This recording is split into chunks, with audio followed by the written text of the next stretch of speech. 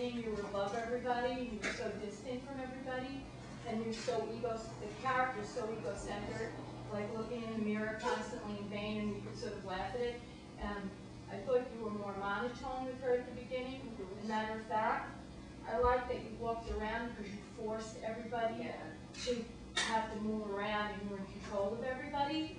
But it made me feel like on another level you were making us experience how she was in control of all the people that she had employed for her. So I thought you made it uncomfortable, making us turn around and keep our eye on you. And I thought when you started talking about the guests, that's when you started getting emotional.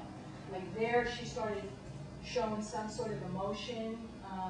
And I felt, just because I've met you, that you let a little bit of you seem to peek in when you were doing those little jokes about, you gave them all Christian burials, some of them, well, a few of them or whatever. So I enjoyed that personally. But the last thing I'll say is, I feel like, sorry, I won't say any more after this. I do that when I eat. I take a lot and then I don't take any more. So I just feel like the progression, you took us from sort of, when you read the paper about people starving or dying, and in a way it hits you, but only a certain level, like what you were saying, you're distant from it. But as you progressed, I felt like you sucked me into it all of a sudden. Like I thought you were going to kind of look at us and scare us, but you didn't. When you got close, it was like you were acting out the death scenes of people that you would even maybe refer to. And when you did that, it was like shockingly emotional. You were right next to me, and I felt like crying. So I just feel like you, in the short time that you had to do this, you brought me on a real progression with this person.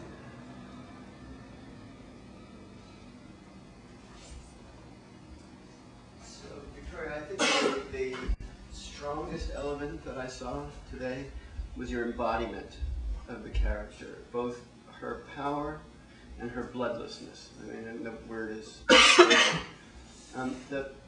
theatrically, the walking around was brilliant, and I particularly like the transition by the door, because that's the turning point, and that worked very effectively. You then forced to face us.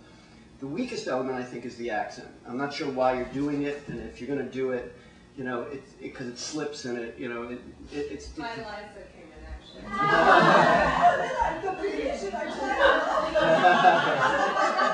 Definitely in process, yes. Well, your accent really informed the writing. At first we weren't going to do it because I was like, I'm not Meryl Streep, But then it really informed it, and now I do feel devoted to it. But it definitely, I needed coaching and help with it, yeah. Could you understand the words they were saying? Yes. Yeah. That wasn't a problem. Right. I could, as far as the accent goes, I could understand everything you said. It was that it felt. I also liked that there were sort of like moments where it was like a little bit of it, and it was like sort of. It was clear. There was a theatricality to the fact that it had some holes to it, which it was exciting to me. And it felt like, not necessarily, I wouldn't have said that it was the weakest part, but it might be. It's like you've got a couple shades, and knowing you as a performer, that there's like a lot more color that you can use to shape it, Right, yeah. And it felt smaller than most of your theatrical elements that you usually work with, which are very broad and big. So it still felt very young. Yeah. Inflated. It's also been a long time. I don't know if I'm supposed to be talking, but it's, part of my process is it's been many years since I've done work where I'm a character that talks. It's been since 1997, and I'm not just myself on stage or loosely doing an impression of Liza Minnelli. So it has been yes, there is I'm excited for the challenge to really take on this whole other talking, moving, physical character. I think you did embody it. I mean, we opened our eyes, and I thought, she is beautiful and insane. Like, those were the two things that hit me. And it was almost, like, shocking to know you just walking around as a normal person, and then see this woman up there who was Yeah. still just beautiful and insane. So I think Right. you're embodying that Right. completely. And I also looked at like we were completely on edge because of the arrangement of chairs. I was the first one here and I was like, oh shit. Anyway, so, but everybody walked in and was like, Yeah, I noticed that too. They moved stuff around, like, let's get a little closer. Yeah, you're closer than I like over there. I see the movement that happened.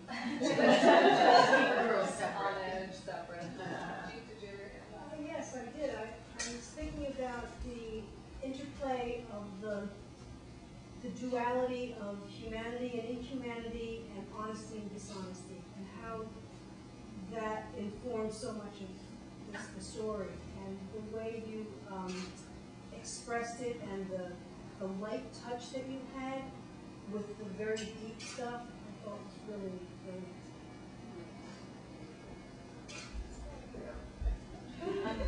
I think that your the charm that you portrayed that the Countess I'm sure had, and your charm came through and sort of set us up. I was, obviously we're talking about things that were horrible, but then we would be laughing. So I was being charmed by her, and then so you set us up for the kill, sorry for the pun, but then you acted that out, and I was right there to tears, in that instant. So it was, and charm is another form of power, and you used Yeah. it. There was one other thing that I was not clear about, and that was, well, one thing that I was not clear about, which was you talked about you couldn't get help overseas. I think that was a phrase that you used, where it was hard to find people overseas. Maybe I misheard. Oh, I think over the years. Over Hard to the find the years. right girls over the years. Oh, okay, so I heard overseas, and I got confused by that, because I didn't know what place, and I didn't know where you were anymore. Yeah. But the other thing I would like to have been placed in some era, some zone, Right, some time frame. right, That okay. would just come. I have one thing. Just along the lines of what you were saying and how you physically embodied the character and how contained she was, and both vocally, just very smooth and elegant and really keeping it all in.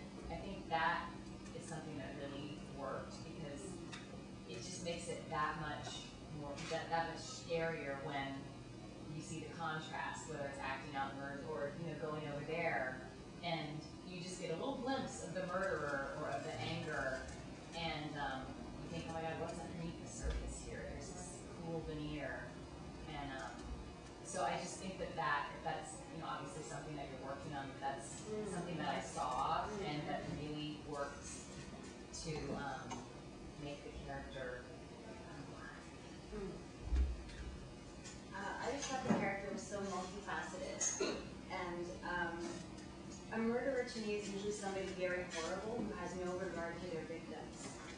And what I thought you did very well, especially physically and with your focus and your touch, was to show how much there was something that you loved about these women that you murdered.